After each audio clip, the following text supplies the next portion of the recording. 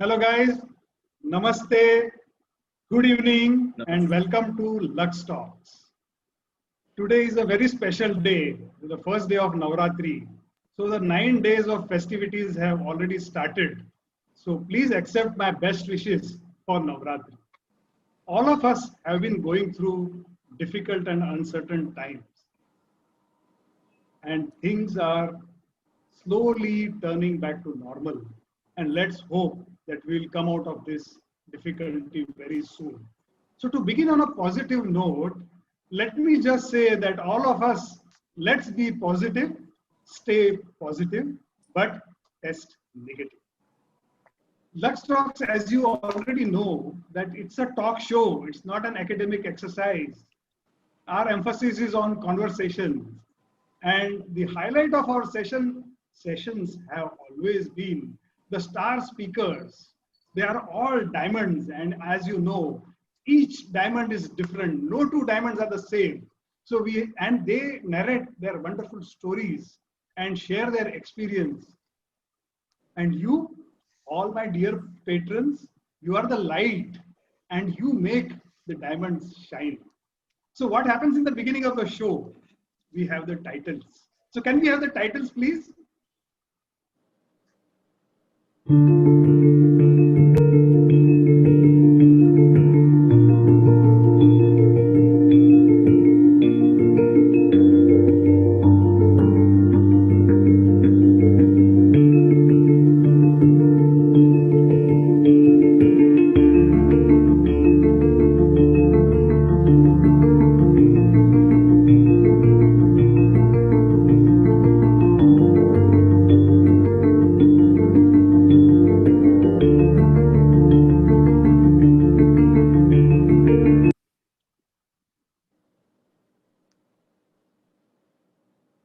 Hello, awesome, isn't it? I hope you like it. All my panelists are creative individuals and they don't really need any introduction. However, I need to share the irony of life. What happens is many of the people don't live up to their names, not to the names that their parents have chosen for them. You will find a certain Hasmukh Bhai smiles only once a month when he gets a paycheck, but not my panelists. They are an exception. So to begin with, Bibhu Mahapatra. You know, the name Bibhu, the literal meaning is Prabhu or God. I will not compare Vibhuji to God, but he's definitely a guardian angel to people who live on fringes of society, underprivileged people. He has been a compassionate crusader and he has been supporting the causes like LGBT, Black Lives Matter. And recently, he is also supporting an initiative where apparel will be sold and 100% of the proceeds will go towards artisans. They are facing a difficult time because of this pandemic. So we look to interact with Prabhu Bibhuji, but let's wait and go on to the next panelist, Sridevi Deshpande Puri. Well, Sridevi also is the name of the goddess. And what an opportune time during Navratri. We have Sridevi with us. So, and the other Sridevi, the star Sridevi, everybody knows that Sridevi, the star, stands for versatility. And our Sridevi here is also a versatile individual. She has mastery over diverse art forms and diverse disciplines such as jewelry, design, fashion, performing arts like dance, and also fine arts. She has been involved in various projects. She is an art revivalist. All these qualities in a single individual are rather difficult to find. So let's discuss various things, various issues with her. But before that, let's move on to Tarang. What can I say about Tarang? The word Tarang has two meanings. One is wave, but there is another meaning, ripples. I like the word ripples because it has got the lyrical and musical quality. And I am very happy to share the fact with all of you that Tarang has created ripples with his brand, not just in India, but globally. Worldwide. Yes, Rajiv Arora, his dad, is somebody I look forward to because of his amazing storytelling skills, his diction, his tone, his modulation. So both father and sons are master storytellers, and they are telling Amrapali's story in a very, very effective manner. So without further ado, now we will move on. So my first question will be common to all the panelists. So I would invite them to share their thoughts on what luxury is, what design is, and how both design and luxury are interconnected, and why design is the soul of luxury. So beginning with Bibu. Good morning, Bibu. Good morning. Please tell us. Thank you, Anil, for the amazing introduction and for bringing all of us together. And the timing could not have been more appropriate. And I'm very grateful to be here. Welcome.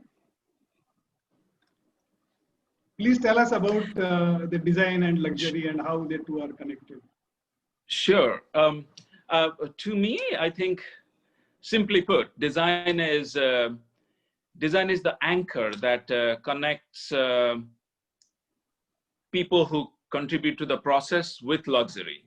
Without those people, those great minds or ideas and stories coming together, luxury cannot be defined. And for me,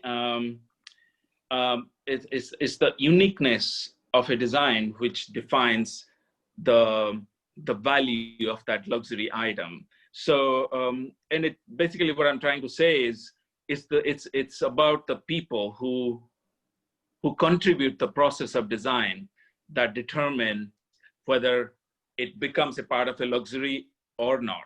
And I think in the process, the more unique and more authentic is the story behind that process, more likely it becomes that anchor, more strong that anchor to luxury it becomes. So I'm equating the stories and the ideas and the uniqueness of people coming together and contributing that process, and ultimately the product becoming considered an item of luxury. That we have all our different ways to design, our different philosophies. But what I believe is telling an authentic story about a design is what defines luxury to be. Awesome. So we'll now move to Sridevi. Sridevi? Yeah, thank you, Anil, for that wonderful introduction. And thank you for inviting me to be a part of this illustrious panel. And I'm honored to be here. To answer your question on luxury, for me, in terms of luxury, I think when you talk about products, luxury products, I think they have to be an experience that is rooted in the DNA of a brand, of a particular brand. So you take your creative thinking, your design from this base.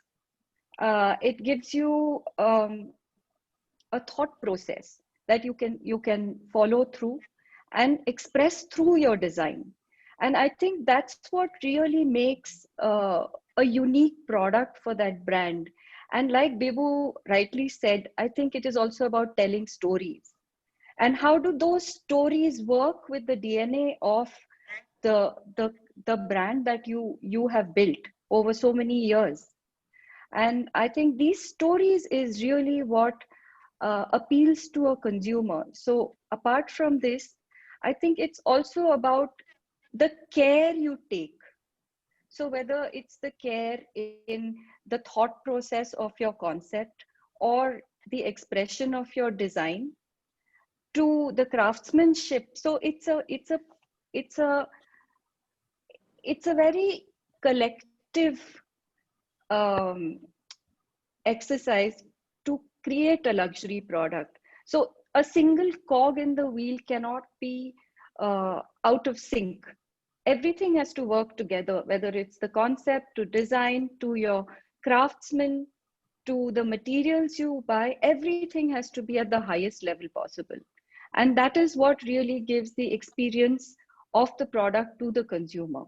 So I think it's like Vibhu rightly said, it's the whole process of creating luxury that gives the experience to the consumer in the end. Excellent. I think great minds think alike, and most of both of you have shared some common thoughts. So now let's hear Tarang what he has to say. Tarang. Yeah, thank you, Anilji, for such an introduction and having me here with Bibhu and Sridevi ji. So I think design is, according to me, is the original distinctive idea that makes a brand. Luxury is the top level of standard that makes one feel great, special and exclusive. These are emotional elements that keep the customer coming back. And this happens only when the brand is paying attention to details at all levels and its ability to constantly connect the customers and its users.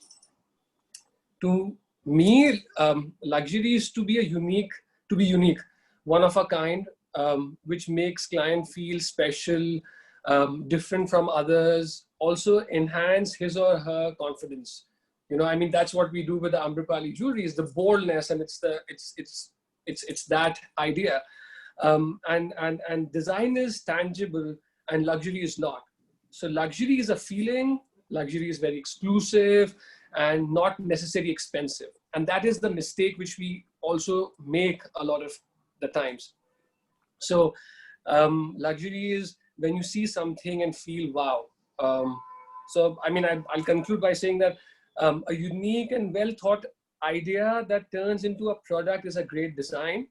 Top workmanship and materials are used to make it, which would make it luxurious.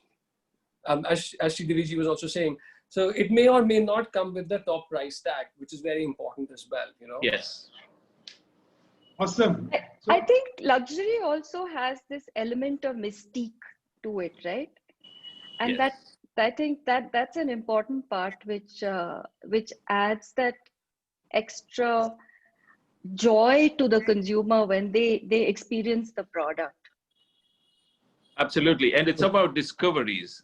Totally, what Tarang and Sridevi said. It's about that element of discovery of that mystique is what adds to the experience. You know, if I'm designing a saris and that is being hand woven, some weavers community in India, in Orissa, I want the story of that artisan, of that household, to be told through that, and even the name of that family to be woven into the ikat technique, into the sari. So we also, it's a part of training the ultimate consumer that how to value, how to see it, how to define luxury for herself or himself, to discover these ideas that goes beyond just the initial concept. So just to take our conversation forward, I listened to all of you, and some of the common strands I would like to, just summarize and also share my bit about luxury and design. Vibhu said story. Sridevi and Tarang said about exclusivity, holistic experience, craftsmanship. So if I have to put all these elements together, what I would like to say that the storytelling is of course very important, and I also agree on the holistic approach. So a research was conducted by neuroscientists, and according to that research, as human beings, we spend 30% of our time daydreaming, unless we are listening to a story, reading a story, or watching a story on cellulite. So storytelling is of course very important. Now coming to luxury. and luxury brands. What is luxury? Luxury is a very subjective term. You cannot really define it. Everybody understands, but everybody relates to luxury and design in their own unique way. So just to take this forward, luxury is a state of mind. It has a dreamlike quality, it is an element of fantasy. And luxury brand, what is a luxury brand? Luxury brand is a dream. Sorry, it's a promise to fulfill that dream, luxury dream. And how does the brand do that? It does by storytelling. And that story has to connect with the consumer's mindset. If that happens, then nothing. So where does the design come in? See, when it comes to design, design is the language. And most of us talk about product. Product design is absolutely important. But please remember that product is just one part. We have millions of products. Today we live in a cluttered world, in a digital world. Everybody is vying for attention. And product is very important, but there is too much of noise. And enemy of story is noise. So we can combat noise with storytelling. That is what I wanted to say. And the brands which have been successful have built up a narrative, a story around that brand, which is emotionally connected to the consumers. And when we are listening to a story, the story does the daydreaming for us. That's, I hope I make sense. So now, moving on, I would now invite Vibhuji. Vibhuji, my question to you is, you are a master storyteller and you have drawn inspiration from diverse sources. You have been inspired by literature, Great Expectations, Charles Dickens' character, or even Amrita Shergill, architecture, sculpture, various sources. So I want to ask you two things. That inspiration and story, how do you combine? How do you get the inspiration? How you weave a story around that inspiration? Can you tell us with reference to the film which you showcased at the New York Fashion Week recently? Over to you, please. Thank you. I think to me the most exciting part of the design process is coming up with the inspiration. Whose stories I'm moved by. So what I have is, since I was in design school, I have a little file cabinet. Now it's 3 file cabinets, but I would read a page of someone's literature or a verse from a poetry or someone's story or biography. I would sort of try to put them literally in a folder and label their names. And I revisit whenever I have time. I just scroll through that, and there's a date and there is a person and their story. And they could be some obscure muse of Degas, or it could be Nancy Cunard, whose biography I read as I was crossing the Atlantic a few years ago on a Cunard ship going from New York to Southampton. And so all these times that I come across, whether I meet people, whether I meet an artisan or someone on the street, I try to write something down and put it in a folder. So as I'm thinking about new collections, and it's always 3-4 collections going in my mind, and I try to first establish, okay, who is going to be the driving force for me for this collection. And it's rarely a fashion icon, really, which drives me to my concept of a collection. It's usually it can be someone like James Baldwin, and who was an activist, and in the 60s, all the literature that he created in America, it drove a generation and a generation of civil rights movement. And his collaboration with Richard Avedon, I didn't realize that they were high school buddies. They went to school together. And in the 60s, when there was a lot of civil rights protests happening, and Avedon was with Baldwin taking pictures. So they did a collaboration, and they did a publication where Avedon's few select images, and Baldwin wrote the words. And in the 60s, when the book came out, it was swept under the rugs because it was not considered right, you know. So, but then it was revived and reprinted, and the whole exhibition happened, I think, at the Gagosian or somewhere. And to me, that's where that relationship between this photographer who was iconic and this author and activist whose words are magical and always electrifying. So I did a collection on that. So this season, as we all are going through this mad pandemic, we locked down, we closed our studio in mid-March, and I was in upstate in my house for 6 months. And then when we came back in June back to our studio, whatever we created for the spring 21 collection didn't make sense. So we had to scratch everything. But the muse was always Amrita Shergill, and who she was as a person, and her quest for change was the driving force, and how she sort of made friendships, and how she always explored who she was and how her mind worked. And she was very young, and she was creating work and constantly trying to establish herself being a female artist at a time when that whole landscape was dominated by men. So women were simply not taken seriously, no matter how accomplished their art was or how beautiful their work was. So all her life, she was doing things in a short-lived life that was about change, that was about breaking the status quo, being a sort of a beacon of hope for many who didn't have a voice. So after she passed, when she died mysteriously at the age of 29, she was heralded as the pioneering female artist and got all the credit. But to me, what was most important is the things that were less talked about her sexuality, her fight for women's rights, the bonds that she created, how she sort of went from European upbringing to European lifestyle to Indian traditional lifestyle.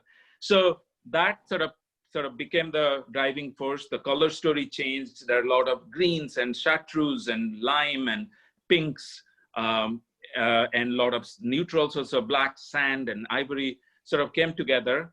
And we put together a collection that was very tight, small, because I was also mindful of the resources we wanted to spend. And I have never thought so deeply about the ultimate consumer. Who are we targeting with these designs with? And how they will resonate with this ultimate consumer.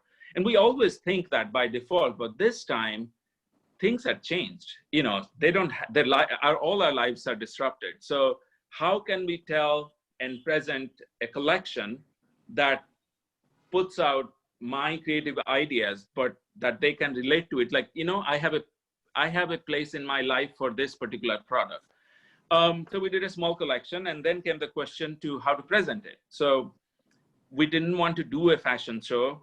The CFDA and New York Fashion Week, they put us on calendar, but I was clear that I was not going to do a fashion show because I didn't want to sound tone deaf. I wanted to do something that addressed a lot of the things that I was personally going through and still going through with all the unrest that's happening, social unrest, you know, not only in America, globally, things that are very much on the always on top of my senses, whether it's the fight against equality or justice or racial inequality, you name it. So I wanted to bring people together ultimately, whether it's a film or a photo shoot.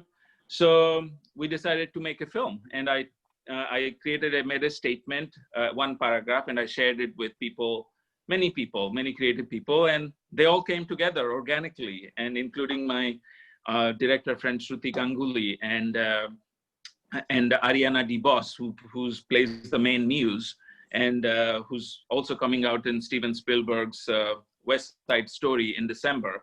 So she fell in love with the whole idea behind the collection and Amrita's story, and So we put it all together, and I also shared that story with my team, Forever Mark, who are my partners. We have fine jewelry collection. We call it Artemis, and they have been my long partners. And so they were on board, and they sent some of the beautiful, unique jewelry, Forever Mark diamond pieces. So we shot the film in one day, upstate New York, in 2 locations. Wow. Can we see the film, if you don't mind? Sure, please. Can we have the film, please?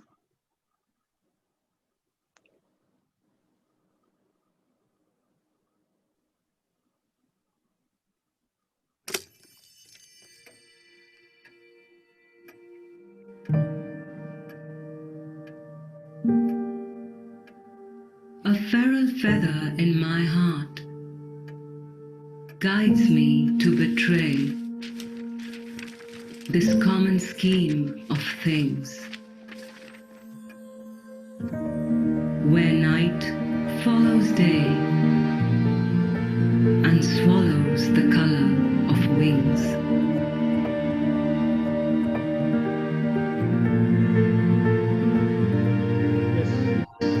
My feral feather leads me away where candles of candor lead the way.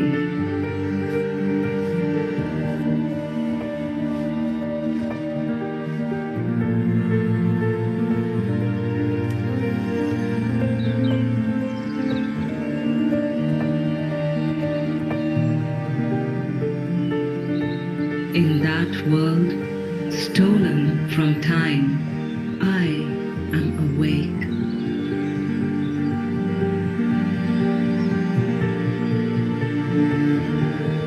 Removed from patterns that cause delay to this urgent life.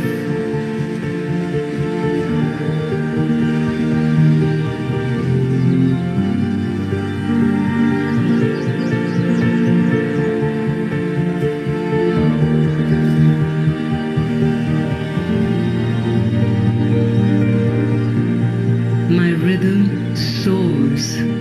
My spirit ignores the ancient stillness of being.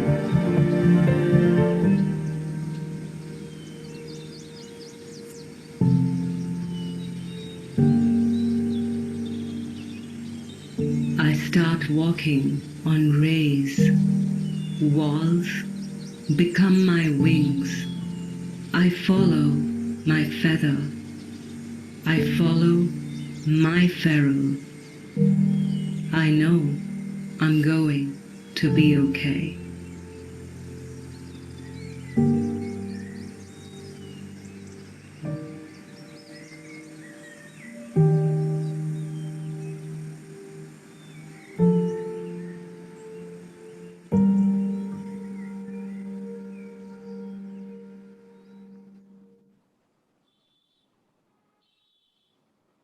Awesome, Vibhu. Thank you. It's a fantastic Thank you. film, and I am very confident that this film will win an award. Not just one award, many awards to the, in fact.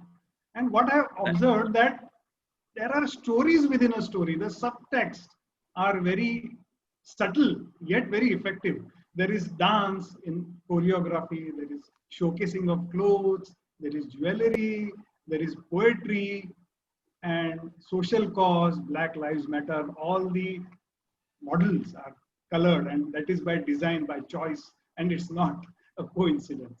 And most importantly, many of the veterans today may not be aware that Amrita Shergill was ahead of her times, and she was a bisexual.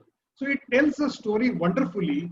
See, when you are showcasing your clothes on a traditional ramp, you get 20 minutes, but what you have achieved in 2 minutes and 24 seconds is simply mind-blowing.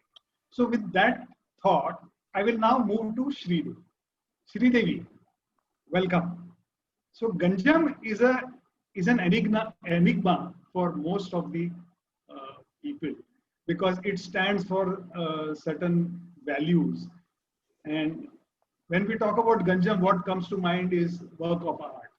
So what does your brand is all about? Because fine jewelry draws inspiration from fine arts. But at the same time, what sells is the decorative art, because when mass produced jewelry is all about decorative art. So how do you reconcile the two? Can you run us through your brand philosophy? Sure. Thank you for that question, Anil. So if we can have the presentation. Yeah, thank you. Thank you. So Ganjam has been it's a family run brand, spearheaded by Mr. Umesh and now Tushant, his son. And of course, we've had Mr. Ishwar as our chairman. But I think intrinsic to the brand is this notion of artistry. So artistry has been such a big part of the thought process behind the brand. And I think you spoke about art and artists. So just to a few years ago, in 2005, we started supporting an exhibition that happens in Europe every 2 years. It's called the Luca Preziosa, and it's a brainchild of Mr. Gio Carbone of Le Arti Orafe in Florence. What this exhibition does is it supports jewelry artists. So jewelry artists work like sculptors. So they create wearable sculptures, sculptures which are like art pieces that collectors around the world collect. So if you see pieces which are on the screen, like for example, this artist Gerd Rothman, he's created this beautiful necklace as a commission for a wealthy patron in Paris. He wanted to gift his granddaughter something nice on her 18th birthday. So the story of this is that if you see the discs, each of those discs has their fingerprints. It has the granddaughter's fingerprints and the grandfather's fingerprints. So the artistry in these pieces is really the expression of the artist's personal emotions or personal journey as an artist. So for Ganjam, coming to Ganjam, can we go to the next slide? Coming to Ganjam, I think for Ganjam, our jewelry is the expression of the personality of our brand and the journey of the brand Ganjam. So as I said, artistry is very important. For Ganjam, we have a very rich heritage, yet we're looking to the future. So it's a brand which has a certain amount of duality in it, and which is very intrinsic to the Indian philosophy. So you have Shiva and Shakti. So we have our heritage and we have our contemporary classic jewelry. So while our heritage, we take a revivalist route where we are looking into researching old techniques. We are looking into researching old iconography that is used in this style of jewelry. We are trying to revive old styles of jewelry, yet make it relevant to today's consumer. So this is, and even today, our chairman, Mr. Ishwar, at the age of 82, personally works with rubies, with emeralds, with valandas, and sits with the craftsperson and creates pieces even today. And he's got a vast experience of 60 years. Whereas with our contemporary classic style of jewelry, we are looking at a new consumer. We are looking at how to move forward with the brand. Here we use a lot of new ideas, new concepts, new creative direction. And we try to make our pieces to be contemporary classics, contemporary for today's customer, and classic so that it can evolve in time into a classic. Because jewelry at the end of the day is a precious object. So it cannot have a time frame within which it's relevant. So we have to make sure that over time, this object remains relevant to the owner of the object and is able to pass it down to the next generation if they so feel. So I think these are the basic ethos on which we work on our design direction for the brand. Great. So I have certain points, but I think we'll come back to it once I engage Tarang. Let's hear him out, and then we can take our story forward. So Tarang, welcome. What comes to my mind, I have been a fan of Amrapali, but it has, as a professional, it has also baffled me. The conventional wisdom says that you cannot be all things to all people. You need to stand for something. So, but what I find that you have defied this conventional logic. So, when I went to London and I visited two stores, Harrods and your boutique, Bijan Place, Knightsbridge. yeah. So what I found was the imagery was totally different, the fixtures were different, the jewelry was different. So how do you do that? Plus, what I find is you are into precious jewelry, you are into silver jewelry, fashion jewelry. This is really mind-boggling. Yeah? So can you throw some light on it? So Anil, I think first of all, the brand was started in 1978 by my father, Rajiv Arora, and my uncle Rajesh Ajmera. Both being from history backgrounds and studying history in their college and universities and doing that's what they were studying, and they thought that we need to do something related to history, and that's how the brand came in place. So I think when they were starting, they wanted to do something which was related to hand craftsmanship, something which was related to preserving the Indian art or Indian craftsmanship. Also, parallelly, while producing pieces in the future, they wanted to use the same techniques, the same sort of workmanship needs to be used. So I think that is what we have preserved from when the brand was started is what we do till today. So the main important part for us throughout in all the categories which you mentioned has been that we are an Indian brand. Our DNA is Indian.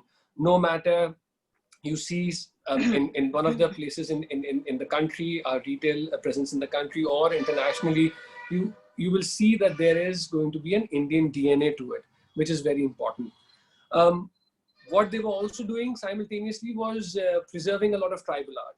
There was no one in the market at that time who would take tribal pieces and create this boho look, or there's a very, I mean, this is for millennials today, I always say this, that there's this Coachella festival in America, and they dress up in silver jewelry and silver tribal pieces. They're all Rajasthani, Gujarati pieces. They all come from here, or when I say all, most of them. So what I'm trying to say is that essence or that idea to become fashion, that idea to become trend, that idea to become fun to wear, not just in a tribal form, but also in the modern way, was something which we have always given a lot of time to. So Indian DNA, tribal pieces, handcraftedness is very, very important. Also, Indian jewelry has to be timeless. Indian jewelry exists, and if we will talk in the future ahead about the museum, we'll see that how it goes through generations, right? And it is one of the most important thing which actually makes from one generation or multiple generations to the other, because it's metal, because it has this value of my father, my grandfather, my great grandfather who was wearing it. So all of these things is what we have sort of put together. And now in the modern context, if we see, in the retail context, if we see, I think, as you said, that what we do in the West, for example, we have to give, we research the market, we research our clientele, we see where we are. In Harrods, I always say we are the point of difference. We are sitting with all international players. And sometimes I feel that if there is a Bulgari ring and I try and sell that ring to you in a Harry Winston boutique, you might buy it and you might get confused that it is a Harry Winston piece, not a Bulgari piece. But that will not happen with an Indian jeweler or Amrapali. And if I sit in Harry Winston and sell you an Indian jewelry from Amrapali, you'll be like, this is different. This is not what you usually do. This is how have you cut the stones and so on. So I think that point of difference is very important for us in all the aspects. And as I said, it started all with silver, with my dad and uncle. And today we are doing fine jewelry. We do tribe, where we do a lot of fashion jewelry. There's a small video, a short one, which explains some new pieces which we do, and how we have tried to keep the Indian craftsmanship in these pieces as well.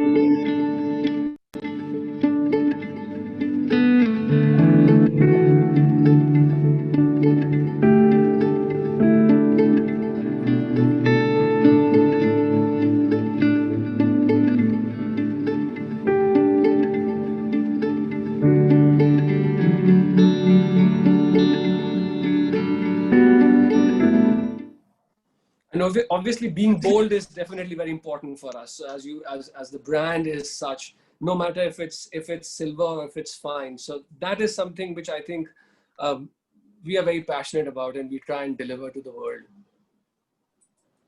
Awesome. So coming to Bibu, what I would request is, first let us see that film, To India with Love, and then maybe you can share your thought process. How what are you trying to communicate out of this film? So without further ado, Jayant Bhai, can you show that film, To India with Love?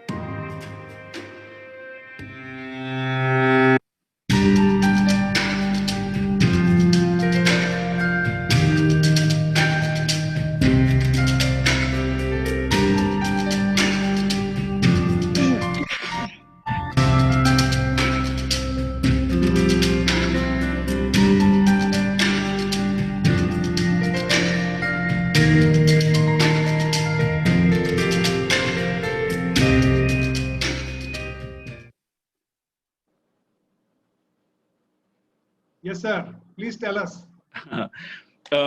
No, just behind the scenes story of this film. Sure, definitely. You know, starting back in March, when things were starting to lock down, and that was the time when we first heard or experienced the supply chain breaking down in our industry, which means we design embroideries here and make the patterns, and we send it to the artisans that work with us in India. And the turnaround time was 3 times more, because they were shutting down flights. Because the people who have employed the workers, they didn't have any workers because they were going home. So we felt there's something, it is being affected. But then the lockdown happened, and during that time, Vogue India reached out to me about this initiative, and that if I would be a part of it. So then I had a call with them, and I tried to understand what is this for, and they explained to me that all these karigars that travel from all different parts of India, they come to Mumbai or Delhi to work, and they had to find their way home because of the shutdown. And that means they stopped earning wages. And so they're home, if they could get, some of them had such trouble getting home also, which we are all aware of. So that sort of has been going on for so many months now. And so Vogue India, in collaboration with Natasha and Adar Poonawala, who are friends, their foundation, they came up with this initiative where they put together designers from all over the world, about 30 of them, I believe, and Indian designers, and from America, from Europe. They put them together, and each one pledged something, a piece of clothing, piece of accessory, whatever their craft was. And the idea is to auction these off or sell these off on whichever manner, whether it's at a brick and mortar store or social media or e-commerce. And then we pledge 100% of that proceeds of the revenue that will go, and or people can donate through Give India, which is also It's all in on my Instagram post where everything is there. So if someone wants to donate something, they can directly donate without committing to a product.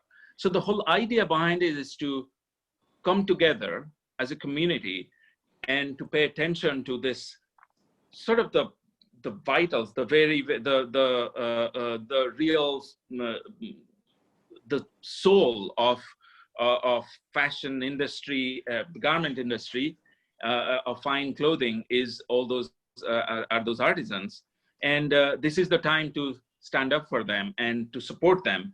And once the story was being told, and Vogue India said, like, okay, can we make something? So the muse in that film is Sophie Becker, who's an actress. She's also my goddaughter. So she was upstate where I lived, and it's shot near my house where I was locked down for 8 months or 7 months.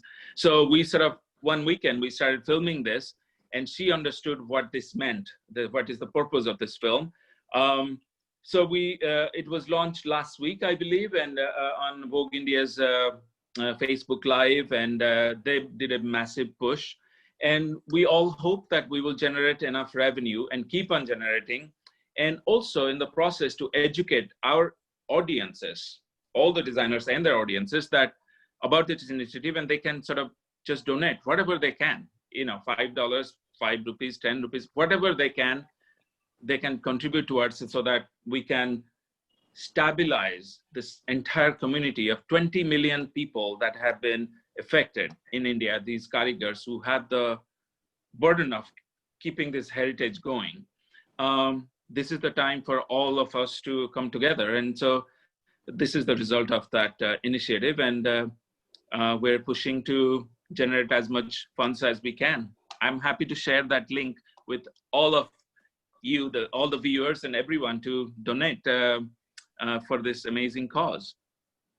I'm sure some of the patrons will definitely have a look, and they will contribute to not only to the cause, but they will own a piece of clothing from Bibu. That's not that. No. They can just donate something through that link. Really, they don't have to purchase any particular clothing or anything. But if they go to Vogue India's site, to India with Love, everything is listed there, and all the information are there, and information is there, and so full transparency. So, oh, awesome. So coming to now the collaboration between fashion designers and jewelry, I think Ganjam as well as Amrapali have been collaborating with fashion designers, because fashion designers have marketed themselves very well. Plus, the fact is, let's say wedding market, it's the biggest buying opportunity or selling opportunity. So what we find as a would-be bride will first choose a dress, and jewelry gets the positioning of an accessory. So with these limitations, I think Sridevi and Ganjam have collaborated with fashion fraternity in a more meaningful way. So she has a wonderful presentation. Can you begin with the presentation? We are running out of time, so we'll run a little fast. Please begin with the presentation.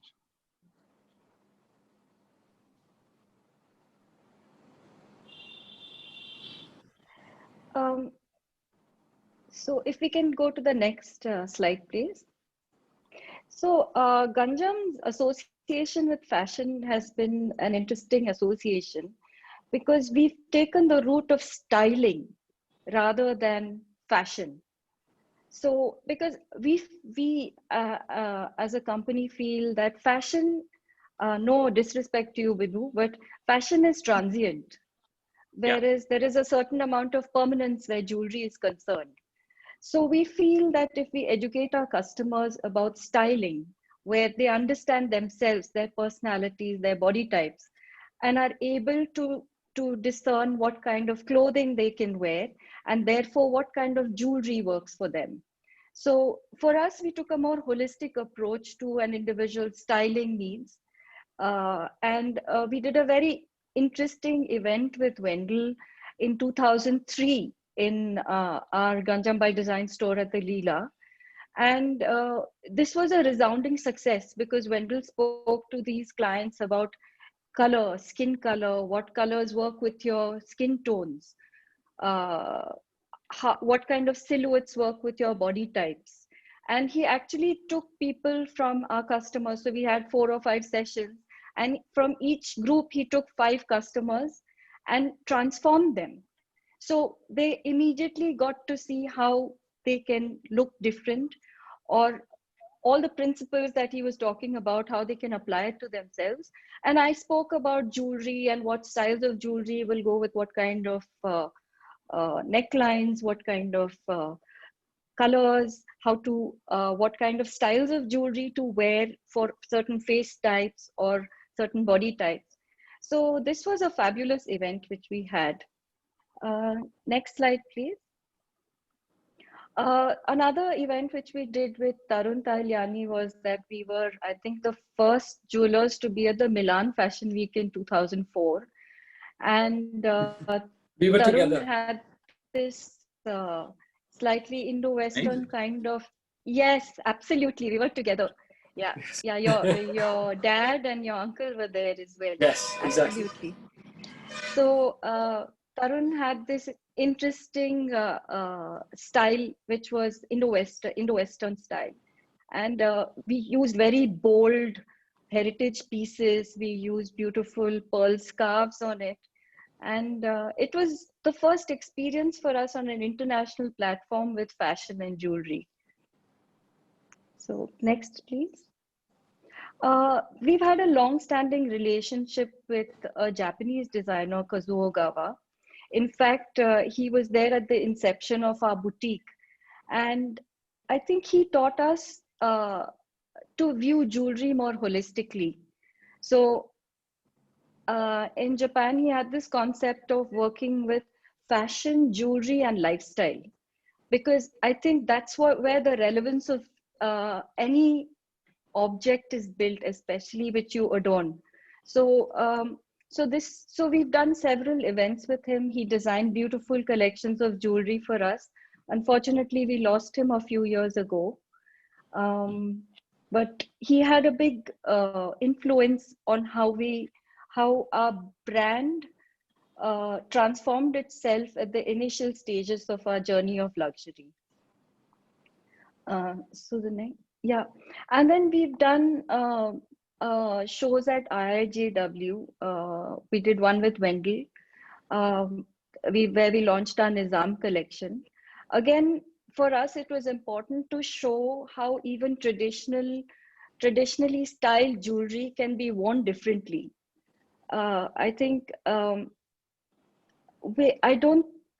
I think there are a lot of designers who work with very traditional bridal looks, but I think we want to bring our jewelry into the next age, where people will wear interesting pieces of jewelry, not necessarily only in a traditional context or a wedding context or the context of a festive occasion. So how do you make interesting larger pieces of jewelry get worn across? Here in 2014, we worked with Anavila, who does these beautiful linen saris. I think she was one of the first designers to come out with fabulous linen saris. And this show was quite a success because we styled the saris very differently. So, and we put Western jewelry, we put Indian jewelry, we put a lot of different styles of jewelry, and all of it worked very well together. Our last event was after we opened our new store, which was called Set in Style. So here again, we went back to our styling, working with consumers for styling. So Ria Kamath of Vogue came down to Bangalore, and we picked 3 of our customers, and we used the customers' clothing, restyled it, and we styled our jewelry on it. So it was to show them how to use what they have in their wardrobes, and how to combine it with jewelry in different ways. And we also introduced our Sakura collection at this time, which is a beautiful collection which we did on the cherry blossom, inspired by the cherry blossom. So with every collection that we do, we try to push the boundaries in terms of concept, in terms of the detailing that we do, in terms of innovation in a certain thing, in a certain craftsmanship that we use in the product, the gemstones that we pick. So, so a lot of these things work with the way we work with fashion and style. So that is an important combination for us. It also helps establish the permanence of jewelry. So how do you continue to wear a piece of jewelry over time? You can just style it differently. Either you do your makeup differently, you do your hair differently, the kind of attire you choose with it can be different. So that's our take on the connection between fashion and jewelry. Awesome. I think very creative and innovative collaborations. So while fashion, glamour are very essential for showcasing jewelry, I think best is Bollywood.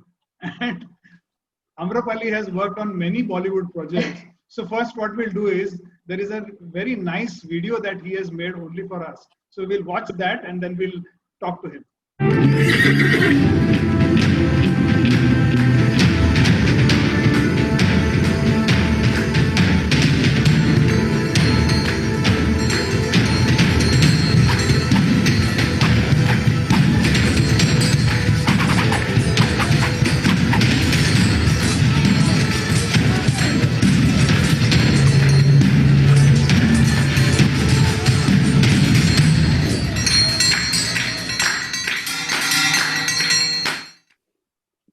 So Tarang, I will ask a very pointed question to you, because we are running out of time and we have to take audience questions because they are eager to have a conversation with us. So what I want to know from you, that when you are working with a Bollywood project, I think it looks so nice on screen, but I'm sure there are so many details that need to be worked out. So what kind of research do you have to undertake? And end of the day, how profitable it is? So you highlight on these these 2 points. So I would just start with saying that one of the first projects which we did was Troy, which was a Hollywood project long ago, and that is why I want to mention that is because that was a period of time-based movie. It was they wanted jewelry which was from a civilization from Mesopotamia era or Greek, and what the jewelry which they wanted they found in India. So what I'm trying to say here is that when back at a level, at a point, everyone was making same jewelry, all the cultures in the world, or similar jewelry was made. A African tribe and an Indian tribe was making very similar pieces at that time because those were the resources, that was the mindset at that time. So I wanted to add that just to start with that. That is very important, where it is the period which we are always trying to start with. The two movies which we kind of saw in the video was Manikarnika and Bahubali, which are the recent projects. How it starts is that we obviously get into the movie, we get in touch with the stylist, the costume designer, the lead actors we are designing for. What are their roles? So in Bahubali, the lead actress was to be a princess before. So if in the video, there was a lot of girly pieces which were made for her, which had a lot of enamel, a lot of pearl, a lot of young pieces. And then she got married and she was to be the Maharani. And then obviously being married, the jewelry was more serious. So I think not just what movie it is about, it's a combination of era, it's a combination of the character itself, it's a combination of what we are trying to portray. And as in Indian jewelry, or Jarao jewelry as we say, it's a collective effort of 10 artisans. That's when your jewelry is going to be 100%. If enameling guy does not do his job properly, then the jewelry which all others have put their effort into is not going to turn out very well. It's the same in these kind of projects. All these small components have to be seen properly. So, I mean, this takes up to 6 to 8 months at least. There has been Bahubali 2, if I'm not mistaken, was about a year and a half. There were over 1,400 designs which were made, 700-800 designs which were produced. And in terms of profitability, yes, we launch these as our collections. And what better to work with when if the movie is out there, that is the trend, that is what everyone's talking about, and there is a collection which was made for the movie. So I think it's a very good sort of amalgamation of jewelry, of Bollywood, and storytelling, as we were what we started with here. So awesome. So while Bollywood, we understood the Bollywood connection with jewelry and clothes, but we saw within the film. So what I would like to know from Bibhuji, that he has, found muses not only in Hollywood but in Bollywood. So how has been the experience? See, designing clothes for a film, the sensibilities are different. But when you are talking to individuals and we are catering to their needs, and they are big in their own way, so how does the process go to the next level? Is there a bespoke element? And tell us some examples, concrete examples. For example, Michelle Obama was your very high-profile muse. So share some experiences with us, anecdotes that will be very interesting and will be provide learnings for many of the young people who have joined us today. And if you can add also the jewelry element, because now you are a jewelry designer for the last 4 years, so you should add that jewelry element also. You have no idea. First, thank you. You have no idea, Sridevi and Tarang, the body of work that you guys have created and the legacy of both your brands is incredible. And what I just saw through your presentations, it's beautiful, beautiful. And I'm just a beginner, and I'm learning as we speak.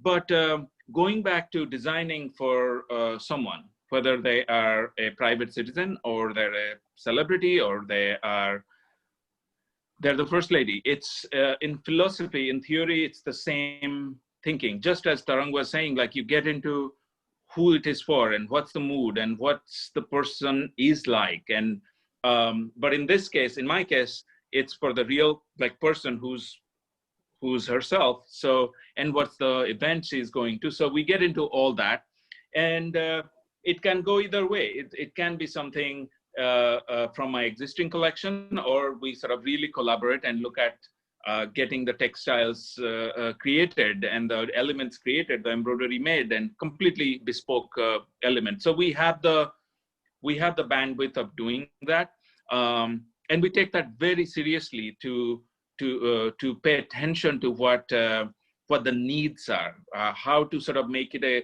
really good experience for that particular client, who could be the first time client or could be the repeating client. And as far as someone like the First Lady is concerned, Michelle Obama, she was someone who she found me. And I always say that. And I got an email from her team to come see it. And this is a video where she was leading the delegates, US delegate for the Olympics in London. And this was her first appearance the day she came back on national TV with Jay Leno, Tonight Show. And she was wearing my outfit. That was a crazy moment for me. And I was really proud. Especially I'm an immigrant, and my American dream story was being written as I speak. And so someone like her, who was very, who I learned a lot about from her team. And then finally I met her, and she invited me to an event, one of the events at the White House, and she whispers in my ear saying that, Bibu, we're going to do something crazy together, and walks away. What do you do with that? Like, you're standing in the middle of White House, and she says this and then walks away. So, and then a few months later, an email comes that she's going on her second state trip with the president to India. And so they asked me, like, okay, what should she wear? They sought my advice. I'm like, she's been to India, and it's India. She needs to be colorful, and she needs to look happy, and she doesn't need to cover her heads. It's very, we're Indians. We love colors and patterns, and so then she went and got some screenshots from my website, and we made a couple of things for her, and then I forgot that when she was going, because I was working on the collection. Then on January 25th or 25th, 2015, I got a text that said, "We just landed in Delhi. We're deplaning in 3 minutes. And I hear Prime Minister Modi is on the tarmac to receive the president and the first lady, and she's wearing you. So find a TV." So I didn't know what to, I was at a dinner table here at a friend's house. So I texted my sister who's in India. I'm like, "Are you watching the TV?" I'm like, she was like, yeah. They have arrived. It's being live telecast. Why? What's going on? I'm like, nothing, just first shot you see of them, text it to me, take a picture. And she did, because I want to make sure that it's actually a fact that she's wearing, and I tweeted. So for me, that was a massive moment, and that was a moment of change for me. And she made that happen because she knew the importance of it and what she was trying to say, all her legacy that she supports. And then the last event that before they left the White House, they invited me to the farewell party, and I was there with my partner, Robert, and we were there. And I told her that when I was applying at FIT for my design application, one of the design problem was design something for the first lady. This is over 20 years ago or 20 years ago.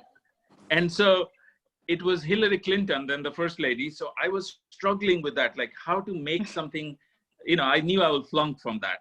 But luckily I got in and everything. And here I was standing in front of her with the president next to her. And I told them the story that this is how American dreams come true.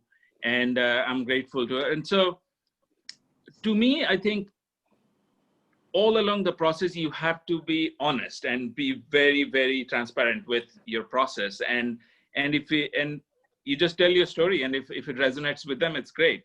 But I'm very fortunate to have people like her and celebrities, and most importantly, my audience all over the world, who may or may not own a piece of my collection, but I'm just it's good enough for me that they pay attention to what I have to say, and pay attention to people that I bring along in my initiatives. Awesome. So we will come to the jewelry part in a while, but I would like to engage with Sridevi. Sridevi, we just talked about design, and design being a holistic process. Now, the world over, design is no more restricted to product design. And there are disciplines like holistic design, design thinking. So we'll not go into it. But what I want to say that a beautiful jewelry product needs to be showcased, not just in a packaging, but in a retail environment. And Ganjam's flagship store is one of the best I have ever seen, not only in India, but on a global basis. And Thank you. You have also received many awards for it. So let's go to the flagship stores. Wow. Let's see. Oh my God. So this was we started working on the store in 2013, and we worked with we looked actually internationally all over for the right fit for us, and we were very fortunate to meet a design firm in Paris called RDAI, and their chief architect, Mr. Dennis Montel. It's their first project in India. And we wanted them to create a language for retail for us. And what was interesting is that we spent a lot of time with them. We spoke to them about the philosophy of Ganjam. So we spoke to them about Indian philosophy as well. So we spoke to them about the Vastu Purusha Mandala, for example. And coincidentally for us, the plan of the store fits the Vastu Purusha Mandala exactly. So they use that as the base of the plan. So it's a 9x9 square. So if you see, the whole structure of the store is built with that. We spoke to them about the Panchamahabhutas, or the 5 elements, which is the fire, earth, air, water. And so we spoke to them about the 5 elements. So they've used 5 main materials in the store. So they've used stone, they've used wood, they've used textile, they've used glass, and the 5th element is air. So it was a very interesting collaboration we had with them, because I think it's very difficult for 2 different design thinking firms to come together and sync well.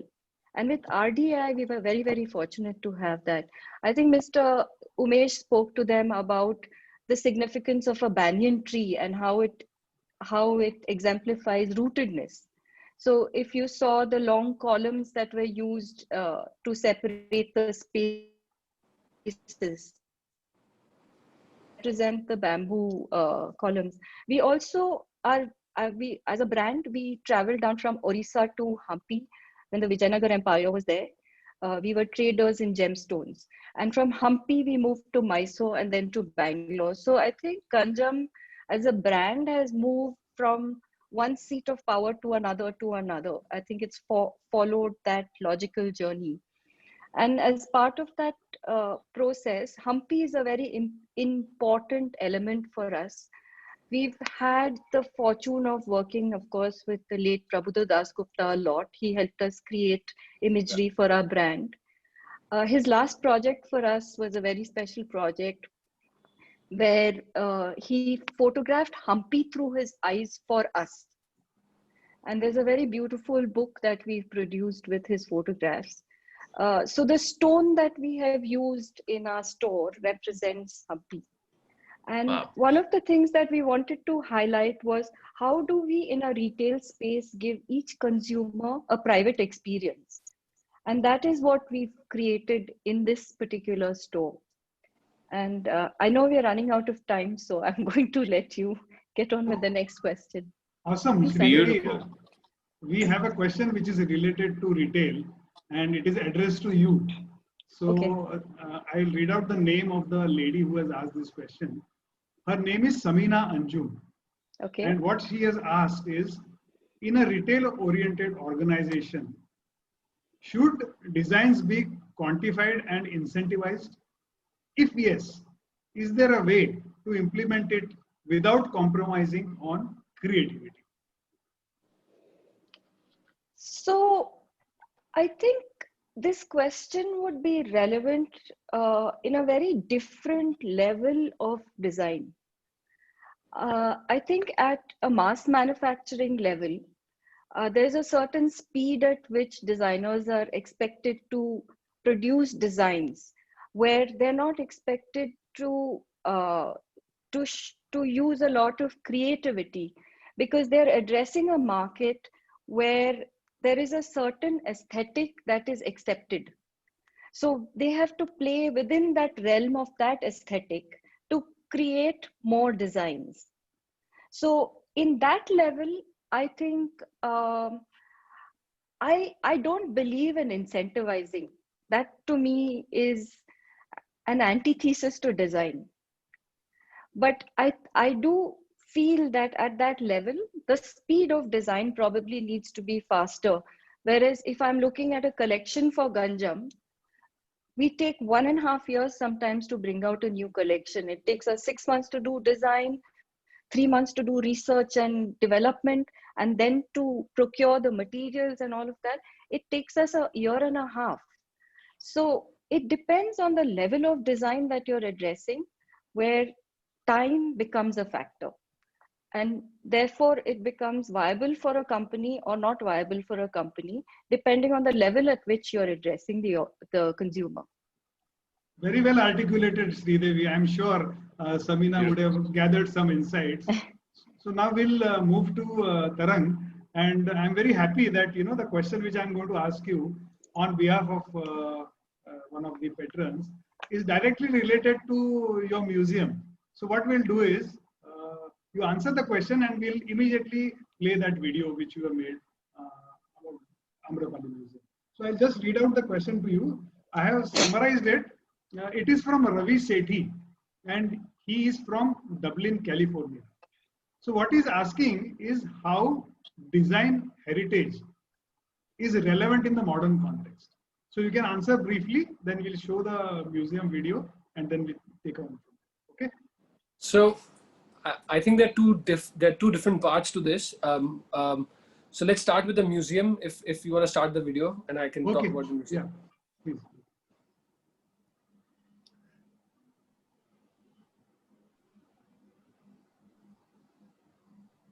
So, I mean, my dad and uncle, when started the brand in '78, they were regularly hunting for one-of-a-kind old pieces or tribal pieces. And they would come across so many things which they fell in love with. Because I personally feel the museum, Amrapali brand is an offshoot of the museum. We exist as a brand because the idea was the museum to start with, or the idea was to be able to keep those things which were which were close to their hearts. And they were starting business with 700 rupees in their pocket. And for them to be able to do this at that time was very, very difficult. I think what they have always felt was that there's not a single Indian dedicated jewelry museum in the world. There is no Indian tribal jewelry museum in the world. There is no place for, so they, as I said, they were both history students, not jewelry students. And they would want to go and see and talk about Indian jewelry, that what is from Odisha, what is from Maharashtra, what kind of jewelry. We say we have 65,000 goddesses in our country, and our dialect and food and our wear and our clothes change every 20 kilometers. So does our jewelry, right? So there was no one single place where all of this could be showcased. And that is what the idea was. So a design student can come, or a scholar would want to come and see the Indian history from the perspective of design and the social system at that point, the society placement, religion placement, castes placement, all these were all part of it. And so that is what the museum is for. And my dad and uncle always teach us or tell us that that you learn, and then after learning you earn, and then comes a point to return. And the museum is that part of their giving back to the society, because that's what they have done. They've learned from the society, they've earned, obviously, and now they want to give back and create this whole idea for others. Also, for the other question, what you were asking me, so Amrapali is known for its heritage roots, which could be both royal or tribal. Both are distinctively different, but have wealth of inspiration that will last for generations to come. That's what we have seen already. So our mood and feelings rotate around it. We do not compromise on this part. There's a regular tug of war between heritage and contemporary, but we always find a unique way to combining them. And I think that is what we've been doing. And to the first question, showing Indian jewelry internationally is that idea for us, keeping that heritage and showing it to the world. So, you know, an Indian client, or not even an Indian client, a client in Europe or in America wants to buy a piece of Indian jewelry, not just because they're buying jewelry, they're buying that heritage of India from it as well. They're buying that story, they're buying that whole idea.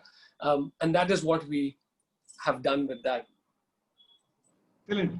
So there are many questions for Bibhuji, but before that, I would like to share a thought. Lot is being said these days about inclusivity. See, when we talk about luxury, it tends to alienate people. There is a class divide. A luxury brand, the old school, would always used to restrict the number of people. The access was very limited. Now that thing has changed. So even if you talk about art, you know, art used to be very self-indulgent. But let me give you an example of Raja Ravi Verma, where his art was very expensive. But he was the first one, perhaps in India, who released lithographs. And lithographs were very affordable, so people could afford it. And it reached the mainstream. Not only that, and each portrait of Raja Ravi Verma used to have a jewelry piece, which told a story. So if I compare Raja Ravi Verma with Amrita Shergill, what I found was she is also was a portrait artist, but none of her pieces really have jewelry. But I am very happy that she is relevant even today. As early as 2006, her painting, Village Scene, was auctioned and it collected 6.9 crores and one of the highest amounts for a lady artist. So this is what I wanted to say because time is short. Now we move on to Vibhuji. So there are career-related questions. People look up to you. So the young patrons whom we have as our audience today. So there is a lady by the name of Mansi Singh. So she has asked two questions. You can club them. How to manage failures in one's working and personal life? And is it necessary to have a consistent style in your work? Thank you for that question. I think no matter what we do, how we conduct, how we go through life, in our personal life or professional life, we have to give ourselves some credit, and not to be self-centered or self-indulgent, but we have to learn how to love ourselves first and have that trust in ourselves, so that as we go through life, whether personal or professional, the outcomes of any effort that we make, we see it in the right light. And I think the success or failure, they always come with some lesson. And I don't want to sound like a textbook. I'm reading from a textbook, but I have, from my own experience, I really have taken away a lot more, from my projects that were not as successful than other things, but I'm not saying it's easy always. How do I maneuver? It was very difficult for me when I got my first negative review of a collection, and that particular collection had some particular designs that I thought they were lovely.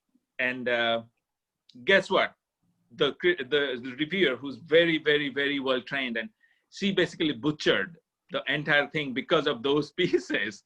So this was my second namesake collection, and I was crushed. And I was like, so I went into a mode like, okay, questioning everything.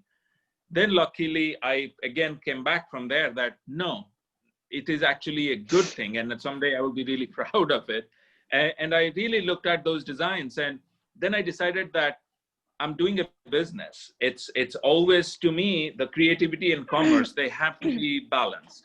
So it goes to like, what is really, how do you define success, or how do you define failure? Those two particular pieces that were panned out by the critics, and they were not innovative enough or anything, those two became the most commercially successful pieces. So so for me, I understood that, okay, it's maybe those two pieces should not have been part of the collection as I'm presenting it. Those could have been commercial pieces.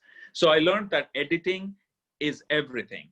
I need to step back from, both Srideviji and Tarang, I'm sure you go through that when you have your wall or the ideas pasted on the wall, you come back next day, some make sense, some like, oh, what am I thinking, right? So that's what I took away. But the important thing is not to give up on yourself, and have that anchor of love for yourself, that you can pull yourself out of that ditch when you feel like, okay, this was a failure, I put in so much and I brought all these people together. I went through some tough times 3 years ago, and business-wise, and as a close family members was going through cancer treatment. So everything sort of happening at the same time. But I, thanks to a lot of support from my friends and family, but also my trust in myself helped me. The second part of the question is to have a style or not in your work. I think there's a way to sort of have a style without seeming repetitive in your portfolio of your work. but it's more about building that DNA, you know, whether the DNA of Ganjam and the story of it coming from Odisha, and the DNA of Amrapali that Tarang so beautifully explained.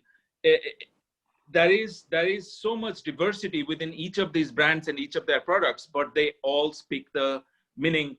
Ganjam's work, they speak the same language. You know, if you go into detail, one could be modern elements, other could be very much traditional, but it's a culture that you build, the culture of that DNA of your brand. And that happens over time. Same thing with Amrapali too, because they do so many different ranges, as Tarang just mentioned, you know, from affordable pieces of jewelry to super, super luxe. So I think having a style is essential, but it's up to you as a designer to how to diversify, how to be different, but at the same time, you have the same DNA. So whoever is wearing it, they feel that that piece of DNA is always with them. Awesome. Very well said. Very well Very said. well Very said. well said. So there is a request from Madhavi Mathur. She's from JD Institute of Fashion Technology, and she would like to ask questions herself. So I think we'll need to unmute her mic. So can we do that, Jai Bhai?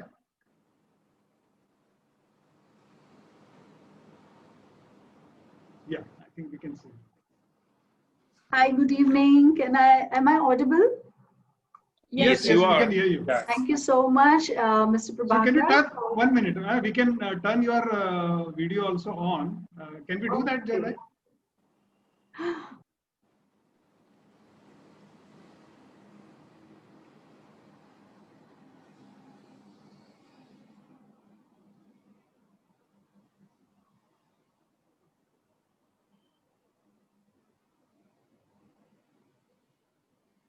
Wow, Madhavi, how are you? I'm fine, thank you. And thank you so much for including me on the screen along with such esteemed panelists. Good evening to everyone. And I just wanted to, I'm a student right now pursuing fashion designing from JD Institute of Fashion Technology. And my question is addressed to Mr. Bibu Mohapatra, sir. Sir, you are a proud recipient of many prestigious awards with an extremely illustrious career. And what I wanted to know is which phase of your acclaimed career do you cherish the most? And I know the best is yet to come, but for my curiosity, I just want to know. I would say there are a few things, but I would say, like, you know,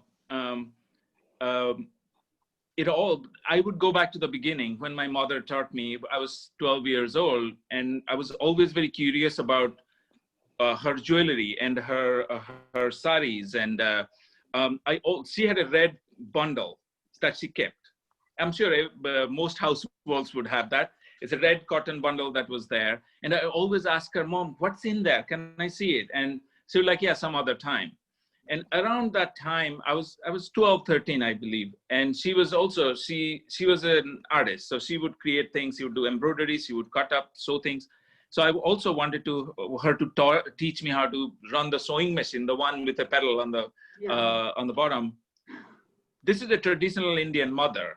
And I'm one of the four. I'm the youngest. So I got away with a lot of things. But she taught me how to sew. She's like, one day she just got up. She's like, here, sit down. You want to, just don't sew your fingers, because then your dad will find out that you've hurt yourself and I'll be in trouble. So go for it. And to me, that's what all sort of started. And after that, she was a little bit sorry that she taught me how to sew, because all her old saris and bed sheets will be destroyed to create this atrocities that I would force my sister, who was very kind, to wear them. But that jump started a lot of things for me to sort of, I didn't know what fashion design was. Growing up in Odisha, it was, I was not that exposed. But I read whatever I could read. Some of the names, Sridevi ji, you mentioned, Sawab Doraji, all these people that I learned and read about on the weekend magazines, right? That coupled with one day, my mom decides to opened that red thing on the bed, and then there I saw some jewelry in there, some old silver jewelry, some old gold jewelry, some had stones missing, and some are mangled up. And I touched them and I said, "What are these, Mom? How come you don't wear them?" And these are incredible things that both Srideviji and Tarang, you have seen these things. Probably a lot of them are from I guess, old Odisha that has been given to generations after generation, the women in my family.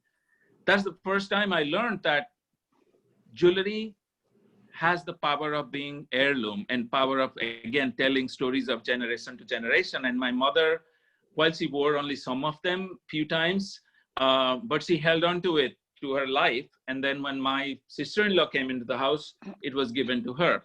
So I learned my first step about fashion and clothing from her, and the jewelry from her. So I would say that would be one of the sort of pivotal moments in my life to pay attention to that. And that also, my parents realized that, okay, that's what my interest in. So they didn't try to box me in to become an engineer or a doctor. Nothing wrong in that, but I was just not made for that. But, overall, I think events like this, today's coming across with people and getting to know them and hearing their stories is what keeps me going, and new stories to be written by collaborating. So awesome. So thank you, Madhavi. You can stay with us for a minute, because I'm just going to propose a vote of thanks. Okay, First of all, my thank you very much for all the panelists. The kind of preparation they have done, the kind of cooperation they have extended to me is simply awesome. We have been working on this, you will not believe, for 2 weeks. And Vibhu has been so kind. Poor guy is sitting in New York and the time zones don't match, but he has been so supportive, so responsive. I really admire you, brother. Really. And we'll definitely look forward to interacting with you more often. But same with Tarang and Sridevi, you have been really awesome. And now I have to thank 3 people or 3 organizations. And I think J is my lucky alphabet. So first J, Jayant Raniga, excellent support. He has been very supportive and he's been a collaborator. In fact, he pushed me to build this space for all of us. So first J, Jayant. Second J is JD Institute, Akshara Dalal. See the kind of cooperation they have given, the beautiful creatives they have developed for us, and the participation from students, awesome. So I would request all JD members, students, faculty members, if you have liked this program, please subscribe to our Luxe Talks channel. I'm doing shameless promotion, I know that, but I want this to reach as many people as possible. Awesome. I'm really grateful. And we are going to have the next session before Diwali. So I'll come back to you very soon. And lot of questions remain unanswered, but don't worry. We will answer all your questions. Either I'll come out with a newsletter or they will be answered by email. So we have started our relationship and it will be ongoing. The last J, JMAC, they have been so supportive. They have taken so much of trouble of designing newsletters, sending them to their members. Really grateful, really, really grateful. So, and I was listening to Vibhuji's motivational talk. So I would like to end this session, tonight's session, with 2 shares. One is by Allama Iqbal. I always believe that work is your first love. So the first share is like this. सितारों से आगे जहां और भी है, अभी इश्क के इम्तिहान और भी है. And the second one is, इब्तिदाए इश्क है, रोता है क्या, आगे आगे देखिए, रोता है क्या. Thank you patrons, thank you panelists, awesome. Thank you. So goodbye till we meet next. Thank you so much, Anil, for having all of us here. Thank you. Thank you.